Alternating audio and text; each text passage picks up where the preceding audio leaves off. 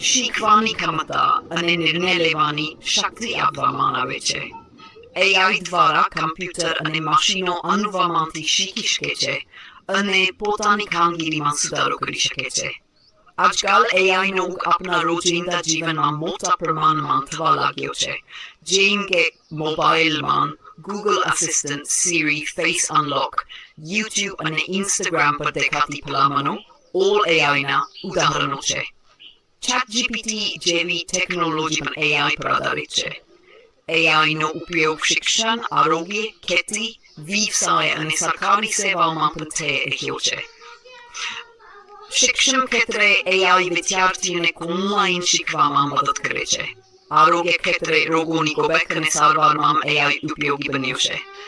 ખેતીમાં AI પાકની ગુણવત્તા અને ઉત્પાદન વધારવામાં સહાય કરે છે. AIના ખરા ફાયદા છે. તે સમય બચાવે છે, કામ ઝડપથી અને ચોકસાઈથી થાય છે અને માનવીય ભૂલો ઘટાડે છે. પરંતુ તેની